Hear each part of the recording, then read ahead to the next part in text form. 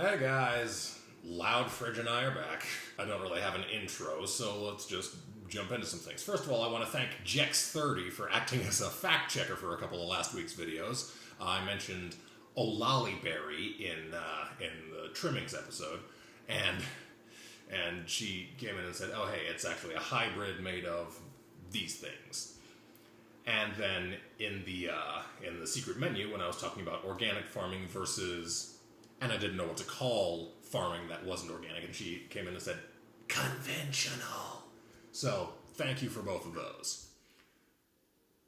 Yay, quiet. Next, I learned some things about differences between the US and Europe in terms of food. Apparently, over there, all the eggs are brown. So, it seems that we just prefer different breeds of chicken for some reason. There's a myth that, hens with brown feathers lay brown eggs. Wrong. That has nothing to do with it. It's the breed of chicken. And it is kind of weird that they're more expensive. And like I said, yeah, it's partly because of that brown equals healthy connection. Partly because they are uncommon enough over here. Over there they are the default. Over here they are kind of a rarity, so they can charge more for that too. And also, brown egg chickens are actually larger, and therefore it costs more to feed them and more space to raise them. So there is a legitimate, that actually does account for some of the price difference, but it's mostly the other things. Come on, it is mostly those other things. Same person mentioned being an organic farmer themselves. And, I wasn't trying to rip on organic farming. Maybe that's how it came off. I'm sorry if I got a little harsh, if it seemed like that. I was mainly focusing on the price aspect, because that's what makes the most difference to me personally. But yes, there are definitely benefits to organic farming. There is the environmental impact and everything. But here's the thing. I've already mentioned the problem with natural organic fertilizers, meaning more chance of contamination. And then there's the problem of pesticides and herbicides. Just because you don't use chemical versions doesn't mean you're not using them at all. And again, I don't know how it is in the EU, but I'm certain in the US they still use pesticides and herbicides, just ones that are based on plants rather than, the periodic table. But that doesn't automatically make them any safer or healthier.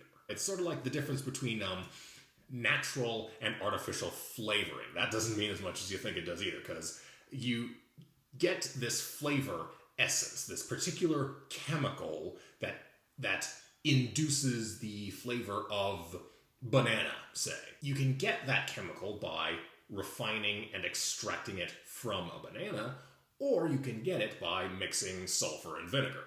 It's the exact same chemical. But yes, there are definitely benefits. And for another thing, because even though there isn't really a difference nutritionally, there can definitely be a difference psychologically.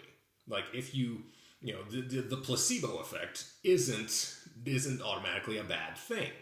It's been shown over and over again that believing that you will feel better can actually make you feel better. So if you really do feel that strongly that organic food is better for you, and you have the funds to swing it, then go for it. There's nothing wrong with doing that.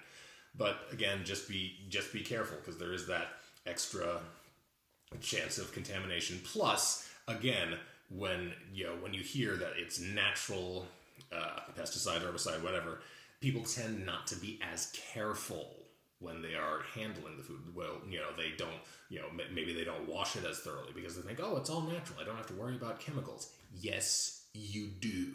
Especially with things like green onions or scallions or spring onions, whatever you call them. I call them green onions.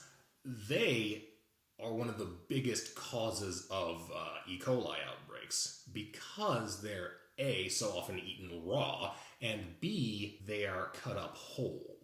Not like, bulb onions have that papery outer skin that you take off, and, most of the contaminants will go away with that. But with the green onions, it's all there. You just chop it right up and put it on your food. So be careful. Be extra careful with those. Wash them. And you don't need to buy that special vegetable spray that you can wash them. No, just use vinegar. White vinegar, like a tablespoon of white vinegar in a cup of water. That's all you need. You don't need any fancy store-bought, spray special. Just vinegar and water. Done deal. And finally, I got some, several positive responses from my, the unlisted video about the struggle with finances. And what was said over and over again was, I'm glad to hear I'm not the only one. It feels so isolating. I felt so alone. And that's the crazy thing about stuff like this. I don't know if this is just an American thing or what, but we are terrified of talking about money.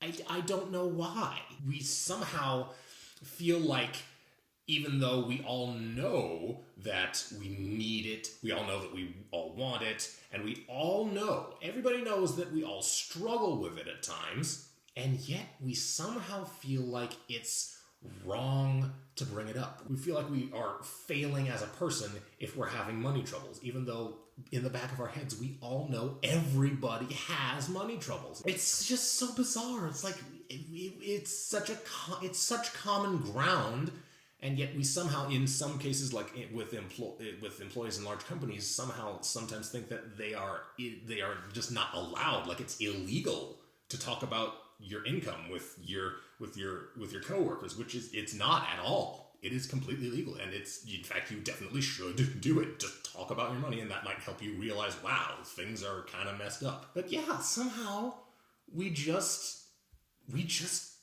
hate talking about it. Like, it's just so bizarre. Of all the topics to make socially taboo, personal finance? Really? Just why? But yeah, that is, it is a common thing. So just remember that no, you're not alone.